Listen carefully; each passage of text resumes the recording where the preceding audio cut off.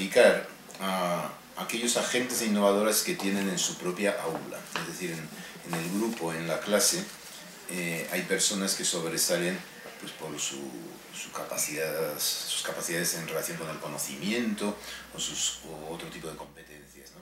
Pero también siempre suele haber personas que suelen ser más atípicas normalmente, pero que son innovadoras, es decir, que no suelen ser las más disciplinadas normalmente, ¿no? Entonces detectar a estas personas y prestarles una atención especial, ¿no? Es decir, en lugar de rechazarlas e intentarlas, por así decirlo, normalizar, pues tener un cierto reconocimiento con respecto a sus destrezas, sus habilidades hacia la innovación, esa capacidad de imaginar, de ser creativo, lo cual a veces implica enfrentarse a la autoridad. Esto sería un primer consejo.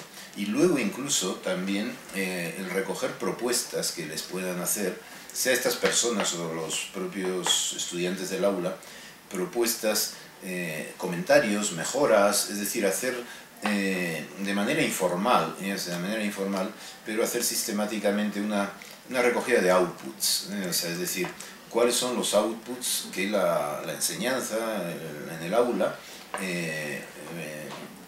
genera, o sea, cómo percibe, me refiero, el estudiante lo que ha aprendido o lo que le ha sido transmitido. Esto se puede hacer de manera informal o también de manera formal, como sé que el Centro de Innovación Educativa del Politécnico lo hace, ¿no? Mediante encuestas, etcétera, etcétera, y ahí pues se genera realmente mucho conocimiento. Es decir, la idea central que yo suelo defender y exponer es que los usuarios generan conocimiento, ¿no? Los usuarios, teniendo los estudiantes como usuarios del sistema educativo, usuarios de un aula, usuarios de un programa, en la medida en la cual generan conocimiento, ese conocimiento es muy importante para la institución, porque si no es un conocimiento que se pierde, es decir, que conocimiento tácito, o sea, por decirlo en terminología de la gestión del conocimiento.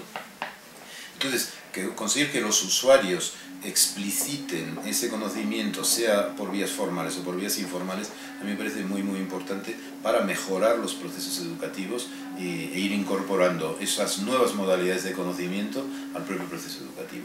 En cuanto a la investigación ya, claro, eso ya se hace con metodologías estrictas, cuantitativas, formales, comparativas, ¿no? O sea que ahí yo poco podría aportar, ¿eh? O sea, yo creo que la investigación en el ámbito educativo ya tiene sus propias metodologías, está muy desarrollada, se hace bien, ¿no? En donde sí creo que se puede añadir algo, mejorar algo, es en las cuestiones de la innovación educativa.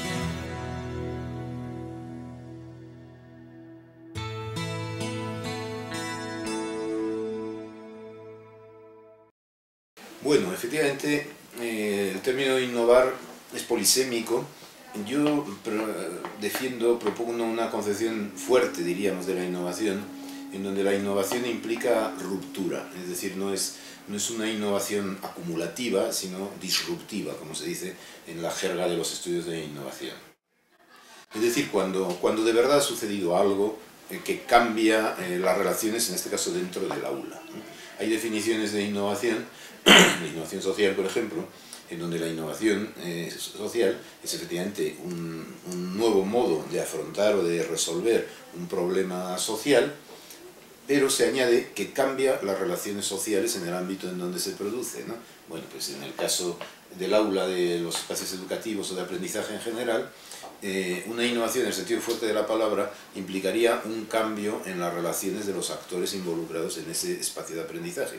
Por ejemplo, un cambio en la relación profesor-alumno, ¿no? O sea, entonces, un ejemplo típico pues es por parte del estudiante cuando de verdad ha aprendido algo, o sea, cuando de verdad, y son conocimientos que luego a veces se conservan durante toda la vida, ¿no? O sea, aquel profesor o aquella profesora, ¿no? que me enseñó matemáticas, o que me enseñó, qué sé yo, historia, o que me enseñó literatura, vamos a suponer, ¿no? o física, ¿no? O ingeniería. Y entonces es el momento en el cual la innovación se produce en la mente de la persona, o sea, de repente tiene la sensación de que le ha cambiado algo, o sea, que de verdad ha aprendido algo, no por memorización, sino que es algo que ha hecho suyo, de lo cual se ha apropiado y que ya se ha apropiado de ello para toda la vida, ¿no? Entonces estos momentos a mí me parecen los momentos de la innovación en el sentido fuerte, disruptivo, mientras en cambio luego hay cambio es otra cosa, es un término ya mucho más suave, es decir, uno puede cambiar de curso, puede cambiar de asignatura, o sea, puede ir pasando, haciendo todos sus cursos, pero en realidad sin haber experimentado ninguna innovación en el sentido fuerte de la palabra, ¿no? El momento de la innovación es cuando uno, por poner un ejemplo, dice, bueno, pues ahora yo voy a estudiar tal materia, o voy a estudiar tal profesión, o voy a estudiar tal grado, tal licenciatura. ¿Por qué? Pues porque se ha interesado de repente enormemente por algo. A eso es a lo que yo creo que habría que llamar innovación educativa en el sentido fuerte, una hard innovation, ¿no? Y luego la innovación más acumulativa, cambiante, que también es importante, o sea, hay que prestarle atención, pero a la otra, detectar la otra, estudiarla, analizarla, porque esa es la que de verdad marca. Esto implica una apropiación de lo innovado. O sea, por ejemplo, puede suceder en el ámbito tecnológico, cuando de repente uno ha aprendido a manejar, no sé, un automóvil, un coche, un carro, o ha aprendido a manejar, ha aprendido a andar en bici, ¿no? Y ya es una habilidad que, o ha aprendido a nadar, es una habilidad, esas son innovaciones a lo largo de la vida en el sentido de incremento de una nueva capacidad, una nueva habilidad, una nueva destreza, que a uno ya le cambia la vida o la relación consigo mismo, ¿no? Pues de la misma manera, cuando cambia la relación estudiante-profesor, tenemos innovaciones, pero no, por lo tanto, innovación no es solo cambio, sino cambio con modificación de las relaciones del espacio relacional en el aula.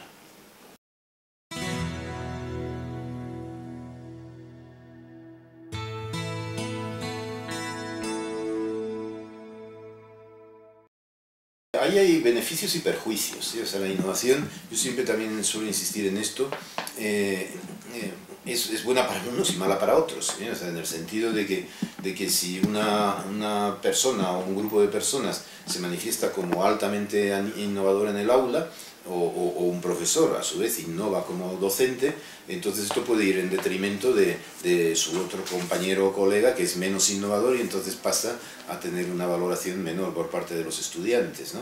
Y exactamente igual, un profesor se puede equivocar al detectar un estudiante innovador y prestarle atención, pues igual por el contrario deja de prestar atención a otros estudiantes. Es decir, que hay que...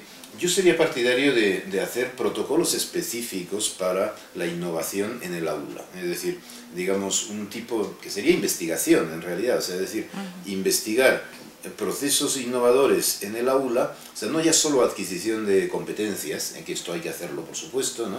o el desarrollo de habilidades, de destrezas, sino emergencia de innovaciones, ¿eh? Y entonces tener una metodología específica para identificar cuando emerge la innovación en un aula y las consecuencias que eso tiene en el espacio relacional del aula.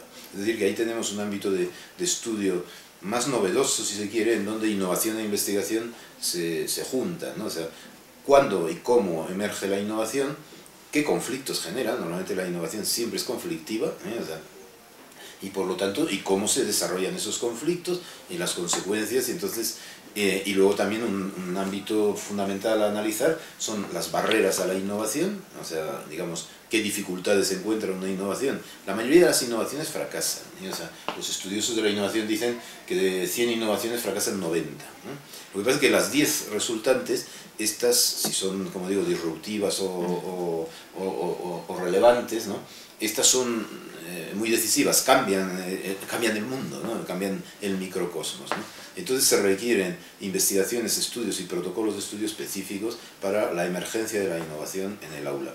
Surja del profesor, de un grupito de estudiantes, surja de un estudiante aislado o surja también pues, por introducción de una nueva tecnología o por introducción de un nuevo objetivo o de una reorganización del centro, ¿no? Pero siempre los procesos de innovación hay que medirlos, estudiarlos con una metodología específica.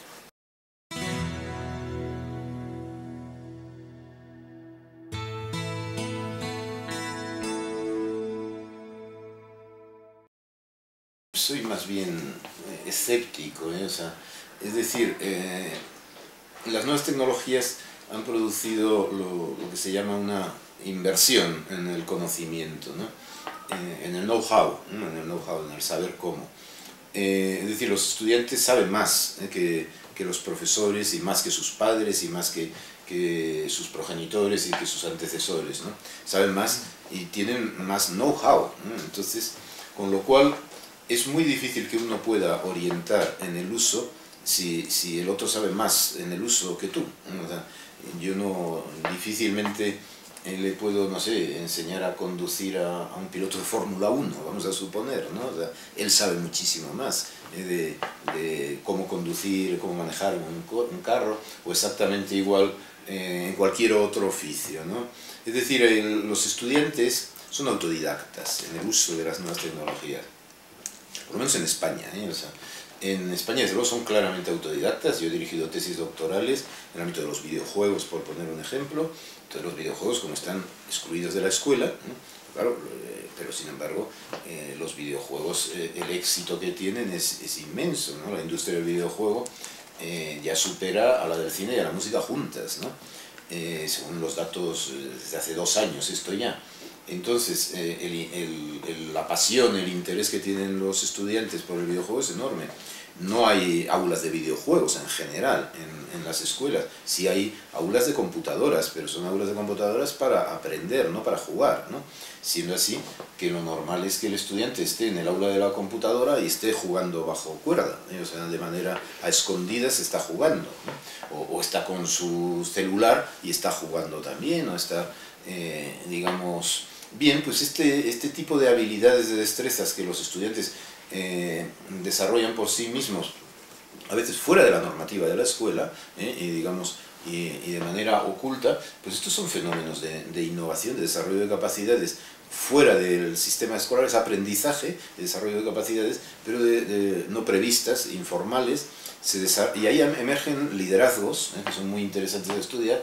Nosotros desarrollamos hace 3 años un proyecto de detección de líderes entre jóvenes de 12 y 15 años, digamos, comparando dos, en espacios informales de relación, en donde ellos mismos socializan fuera de la escuela, o sea, es decir, una vez que están en su red social, entonces en la red social ahí se transfieren conocimiento, digamos, se llama transferencia de conocimiento interpares, es decir, el profesor, el sistema educativo transfiere conocimiento a los estudiantes, pero ellos también se transfieren mucho conocimiento entre sí.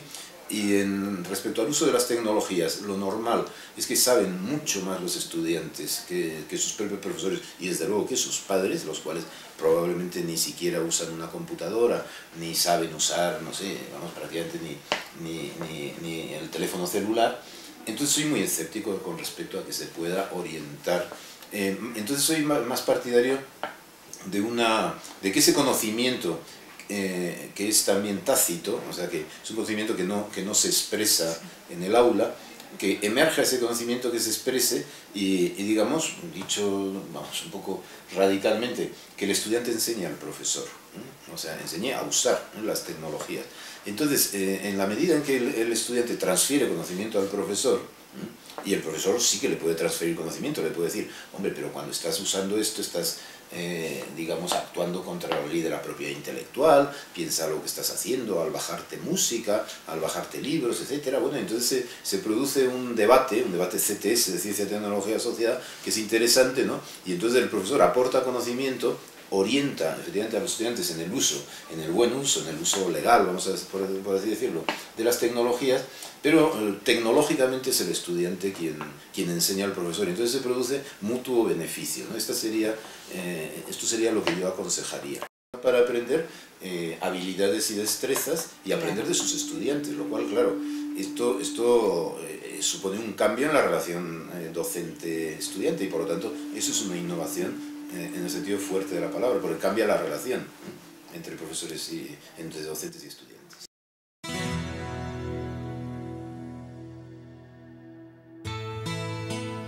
La ciencia y la tecnología se introducen, yo soy muy partidario del enfoque CTS en las aulas, se introducen mediante ejemplos, casos prácticos, normalmente casos problemáticos, o sea, casos que plantean debate. Entonces, en lugar de de transferir el conocimiento científico, de presentar el conocimiento científico como algo ya hecho, cerrado, elaborado y entre comillas perfecto, ¿no?